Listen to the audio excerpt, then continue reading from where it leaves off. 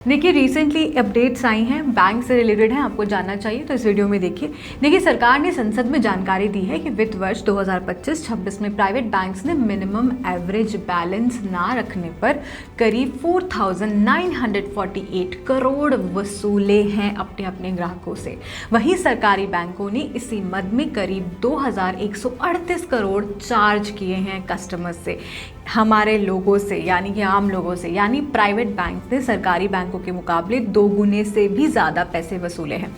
आप बोलेंगे minimum balance क्या होता है, ये कहाँ से एक नया टर्म ले आई। बहुत सारे लोगों को इसका मतलब पता है, बहुत सारे लोगों को नहीं पता, लेकिन इसकी पॉलिसी जानना बहुत ज़रूरी है, इसलिए इस वीडियो को देखना भी बहुत ज़रूरी है। साथ ही में इस वीडियो में ये भी बताऊँगी कि एक और बैंक रिलेटेड न्यूज़ है जो आपको जाननी चाहिए। देखिए आपके जो सेविंग्स अकाउंट है उसमें हर महीने एवरेज 10,000 रहनी चाहिए। अगर पूरे महीने का एवरेज इससे कम हो गया तो बैंक पेनल्टी या चार्ज काट सकता है। ये मोस्टली हर बैंक्स में होता है। यही होता है, ये जो चार्ज कट रहा है यही होता है minimum average balance charge.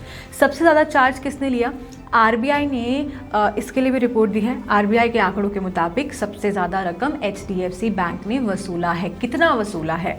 1,798 crore rupees. इसके बाद एक्सिस बैंक का नाम आता है इस लिस्ट में, करीब 1,081 करोड़ चार्ज किए हैं। यानी सिर्फ ये 2 बैंक्स ने पूरे प्राइवेट बैंक्स की कुल वसूली का करीब 58% जो है इन्हीं का हिस्सा है। अब क्या हर अकाउंट में ये चार्ज लगता है?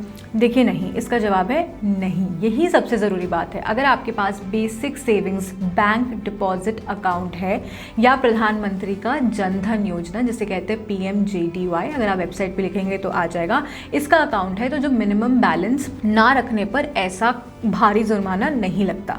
एक इंसान से अगर हम 70 या 700 या उससे ज़्यादा पैसे चार्ज करने लग जाते हैं तो दिक्कत बढ़ जाती है। यानी हर बैंक अकाउंट पर ये नियम लागू नहीं होता।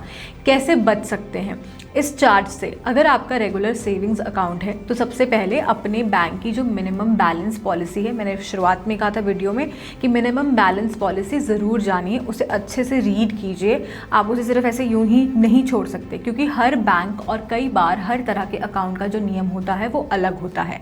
अगर आपको लगता है कि इतना बैलेंस रखना मुश्किल है तो बैंक से पूछिए कि क्या आपका अकाउंट जो है वो ज़ीरो बैलेंस अकाउंट के तहत आ सकता है, खुल सकता है या बदला जा सकता है। अगर आपका बैंक ऐसी मिनिमम बैलेंस चार्ज काट रहा है तो आप उनसे ये सारे ऑप्शन जो है डिस्कस कर सकते हैं।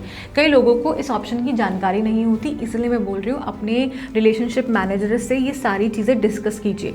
एक और बड़ी खबर जो मैं आपको कहने वाली थी, वहीं कुछ दूसरे सेक्टरों को भी 90% तक गारंटी का फ़ायदा मिलेगा। आखिर में देखिए, आपको एक बात का ध्यान रखना होगा, बैंक आपके पैसे सेफ रखते हैं, लेकिन उनके जो रूल्स हैं उनको जानना आपके लिए बेहद ज़रूरी है। आप ही की जिम्मेदारी है, क्योंकि कोई आपका पैसा रख रहा है, एटलीस्ट उनके रूल्स के हिसाब से आपको चलना चाहिए।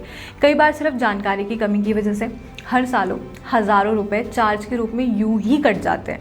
अब सिंपल सी बात है कि अगर आपको पता ही नहीं है कि ऐसे पैसे कट रहे हैं तो आपके पैसे यूं ही कटते रहेंगे, डेबिट होते रहेंगे।